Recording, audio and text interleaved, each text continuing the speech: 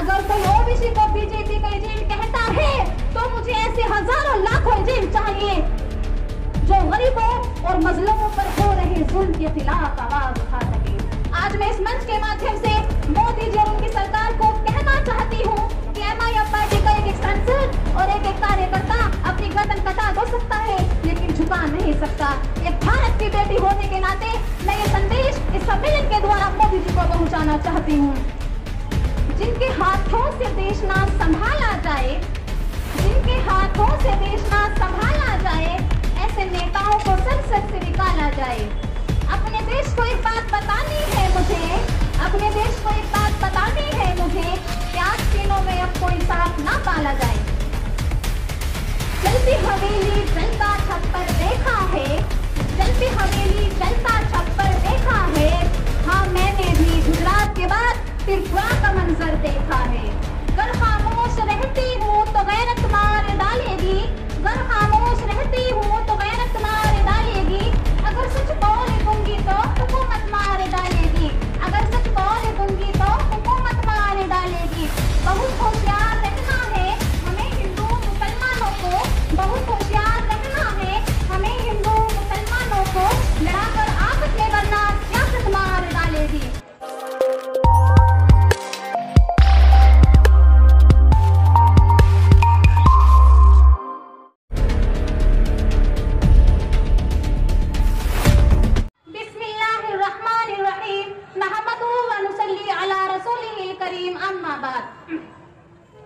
गर खामोश रहती हूँ तो गैरत मार डालेगी, गर खामोश रहती हूँ तो गैरत मार डालेगी। अगर सच बोल दूंगी तो हुकूमत मार डालेगी, अगर सच बोल दूंगी तो हुकूमत मार डालेगी। बहुत होशियार रहना है हमें हिंदू मुसलमानों को, बहुत होशियार रहना है हमें हिंदू मुसलमानों को, लड़ाकर आपस में वरना सियासत मार डालेगी। आज इस सभाघर में एमआईएम पार्टी के राष्ट्रीय अध्यक्ष, एमआईएम पार्टी के प्रदेश अध्यक्ष, सम्मान्य नेतागण, एमआईएम पार्टी की आन बान शान, एमआईएम पार्टी का एक कार्यकर्ता जो आज इस सभाघर में हमारे साथ इस महत्वपूर्ण दिन पर हमारे साथ उपस्थित है। मैं सबा चौधरी इन सभी का तहे दिल से शुक्रिया अदा करती हूँ और मैं शुक्रिया अदा करती हूँ मुरादाबाद क्षेत्र से आए हुए सभी व्यक्तियों का जिन्होंने अपनी मशगूलियात और जिम्मेदारियों को कुर्बान करके हमारे मजलिस को ज़ीनत बख्शी, जिससे हमारे एहसासात की दुनिया रोशन हो रही है। इनकी मेहनत और लगन को देखते हुए मैं उम्मीद करती हूँ कि आप आगे भी इसी तरह से मजलिस का साथ देते रहेंगे, इंशाअल्लाह देते रहेंगे। मेरे मोहतरम बुजुर्गों, दोस्तों, नौजवान साथियों, आज एक बदलाव की चौखट पर हम खड़े हैं, लेकिन इतिहास दोहराना भी जरूरी है। हम आज स्वतंत्रता के सेनानियों को याद करते हैं जिन्होंने आज से 75 साल पहले अपने सर से कफन बांधकर गुलामी का कलंक हमारे भारत के माथे से हटाया और हमें आजादी दी। उनके दिल में एक सोच विचारधारा थी, उनके दिल में एक मनोकामना थी कि एक धर्मनिरपेक्ष भारत, उदार विचारधारा के भारत में प्रत्येक नागरिक अपना अपना योगदान दे पाए। आज ये चुनौती स्वतंत्रता सेनानी की कुर्बानियों को चुनौती है मेरे भाई और बहनों। पिछले कुछ सालों से हमारे देश के अंदर मेरे किसान, मेरी महिलाएं, मेरे नौजवान पूरी तरह से पस्त हो चुके हैं। वहीं दूसरी तरफ भाजपा के तंत्री, मंत्री, संतरी पूरी तरह से मस्त हो चुके हैं। जिस भारत की ये बात करते हैं, जिस नए इंडिया की ये बात करते हैं, जिन अच्छे दिनों की ये बात करते हैं, जहां भाई भाई के बीच भाईचारे के विपरीत द्वेष भावना उचित कराने की कोशिश करते हैं, जहां मेरे किसान भाइयों के ऊपर गोलियां चलाई जाती हैं, जहां सरकार खुद रक्षक बनने के बजाय भक्षक बन जाती है। एक ऐसा भारत, एक ऐसा न्यू इंडिया जहां महिलाओं का दिन दहाड़े चीरहरण किया जाता है और मेरे भारत की पूंजी लेकर बड़े बड़े उद्योगपति सरकार के संरक्षण में फरार हो जाते हैं और मेरे देश के बेरोजगार नौजवानों को ठेका दिखाया जाता है सरकार के द्वारा। आज ये चुनौती एमआईएम पार्टी के कार्यकर्ताओं की चुनौती नहीं है मेरे भाई और बहनों। मैं तो ये मानती हूँ ये चुनौती भारत के अस्तित्व के लिए आज हमारे सामने आ चुकी है।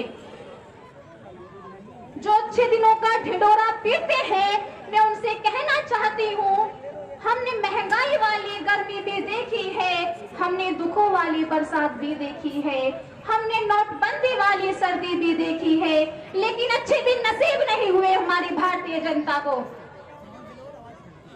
मैं आज इस मंच के माध्यम से भारतीय जनता पार्टी और केंद्र सरकार के सम्मानित नेताओं से कहना चाहती हूँ कि एक न्यू इंडिया की सोच विचारधारा, जहाँ एक तरफ सबका साथ, सबका विकास की बात कही जाती है, तो वहीं दूसरी तरफ असहिष्णुता का वातावरण तैनात कर दिया जाता है और कहा जाता है कि न्यू इंडिया मेरे भारतीय किसानों के लिए है। तो मैं आपको आपकी इंफॉर्मेशन के लिए बता दूं कि इसी न्यू इंडिया में 16,000 मेरे किसान भाई हर साल आत्महत्या करते हैं। इसी न्यू इंडिया में मंदसौर में मेरे किसान भाई के ऊपर गोलियां चलाई जाती है। इसी न्यू इंडिया में टीकमगढ़ में पुलिस थाने में मेरे किसान भाई को निर्वस्त्र करके डंडों से बेरहमी से पीटा जाता है। दिल्ली में जंतर मंतर में तमिलनाडु के किसान अपने किसान भाइयों की हत्या लेकर आते हैं, लेकिन सरकार का कोई भी नुमाइंदा नहीं जाता उनसे मिलने के लिए। जहां महाराष्ट्र में 200 किलोमीटर नंगे पैर मेरा अन्नदाता चलकर जाता है, तो उसे देखकर कहा जाता है कि शहरी मवाली आ गया। अगर मेरा किसान भाई इस सरकार से अपनी कुछ मांग रखता है, तो संसद में उसका मजाक उड़ाया जाता है, उसे आंदोलनजीवी कहा जाता है, उसे परजीवी कहा जाता है। अगर मेरे किसान भाइयों को विपरीत परिस्थितियों से उभरना है, तो केवल MIM की पार्टी और पतंग का निशान ही विपरीत परिस्थितियों से उभार सकती है। और मैं आपको शॉर्ट रूप में बताना चाहती हूँ कि अभी हाल ही में त्रिपुरा में मस्जिदें जलाई गई, घरों को तोड़ा गया, न जाने मेरे कितने भाई बहन माता पिता घरों से बेघर हो गए, लेकिन कोई भी सेकुलर पार्टी इस बात का विरोध पर नहीं बोली। केवल बैरिस्टर असदुद्दीन ओवैसी ने इस बात का विरोध किया। अगर कोई ओवैसी को बीजेपी का एजेंट कहता है, तो मुझे ऐसे हजारों लाखों एजेंट चाहिए जो गरीबों और मजलूमों पर हो रहे जुल्म के खिलाफ आवाज उठा सके। जलती हवेली जलता छप्पर देखा है, जलती हवेली जलता छप्पर देखा है, हाँ मैंने भी गुजरात के बाद त्रिपुरा का मंजर देखा है। एक न्यू इंडिया जब बात की जाती है रोजगार की, 2 करोड़ रोजगार देंगे कहा जाता है, लेकिन आज जब मेरे देश का नौजवान रोजगार के लिए सड़कों पर भटक रहा है, तो उसे पकोड़ा तलने की नसीहत दी जाती है। ये है मेरे मोदी जी का न्यू इंडिया। जहां संसद में लोकतंत्र का मंदिर कहा जाता है, वहीं दूसरी तरफ संसद के बहुमत को हिटलर शाही और तानाशाही का लाइसेंस लगाकर आवाज दबाने की कोशिश की जाती है।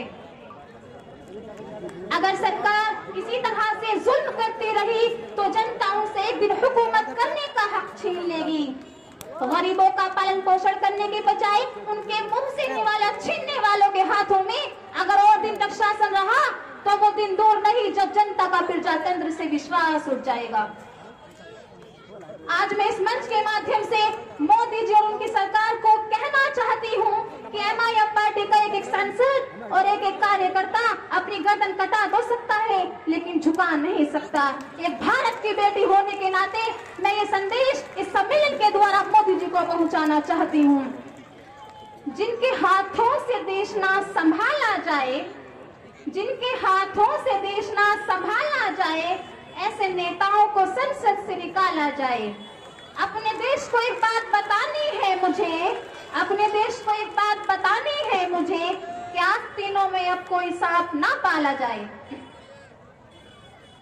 और सभा में उपस्थित सभी व्यक्तियों से मैं कहना चाहती हूँ कि इनमें से कुछ व्यक्तियों को लगता है कि मेरे देश की महिलाएं खतरे में हैं। लगता है?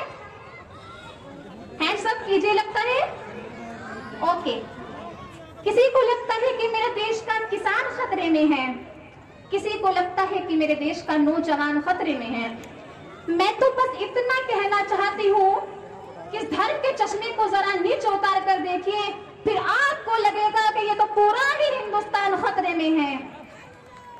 मेरे मोहतरम बुजुर्गों, दोस्तों, नौजवान साथियों, आज एक नया सूर्योदय होने जा रहा है बैरिस्टर असदुद्दीन ओवैसी के रूप में। और ये सूर्योदय MIM पार्टी का सूर्योदय नहीं, बल्कि पूरे भारतवर्ष का सूर्योदय होने जा रहा है। एक ऐसे नेता जो देश भावना की बात करते हैं, देश कल्याण की बात करते हैं, देश निर्माण की बात करते हैं, एक ऐसे नेता जो संविधान के रक्षक हैं, एक ऐसे नेता जिनसे पूछा गया तुम्हारी जाति क्या है, तुम्हारा धर्म क्या है, तो उनका जवाब था अगर मेरी कोई जाति है, अगर मेरा कोई धर्म है, तो वो केवल और केवल राष्ट्र का तिरंगा झंडा है।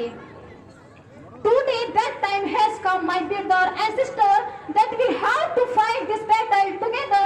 This fight is not the fight of MIM party, but rather it is fight for the future of India. We just want the share in government that we will take. मेरे मोहतरम बुजुर्गों, दोस्तों, नौजवान साथियों, अब समय आ गया है हमें एक साथ मिलकर ये लड़ाई लड़नी है। और ये लड़ाई MIM पार्टी के कार्यकर्ताओं की लड़ाई नहीं, बल्कि भारत के भविष्य की लड़ाई है। मेरे भाई और बहनों, संविधान सभा के निर्माता डॉक्टर भीमराव अंबेडकर ने कहा था, अगर 5 अंगुलियां रहेंगी तो बिखर जाएंगी, अगर ये अंगुलियां मुट्ठी बन जाएंगी तो देश का विकास और देश का उत्थान सुनिश्चित हो पाएगा। इसलिए हमें मुट्ठी बनकर भाजपा का सामना करना है। और मुझे विश्वास है कि बैरिस्टर असदुद्दीन ओवैसी के नेतृत्व में भी लाल किले पर झंडा लहराएगा। मेरे मोहतरम बुजुर्गों, दोस्तों, नौजवान साथियों, वक्त बहुत कम है, इसलिए मैं 2 मिनट में अपनी बात यहीं पर खत्म करना चाहती हूँ। मैं आपको यानी आज से 2-4 दिन पहले का एक वाकया पेश करती हूँ।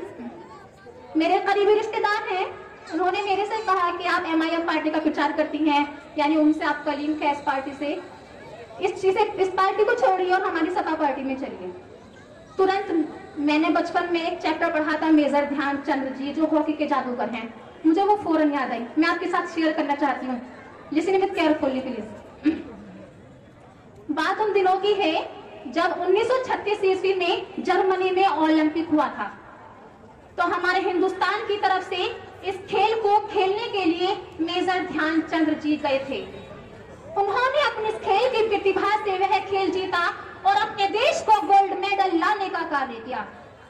उनके खेल की प्रतिभा से प्रभावित होकर जर्मनी के चांसलर अडोल्फ हिटलर ने उन्हें यह लालच दिया कि अगर तुम हिंदुस्तान को छोड़कर जर्मनी में आकर बस जाओ तो मैं तुम्हें जर्मनी की फौज का मेजर बना दूंगा।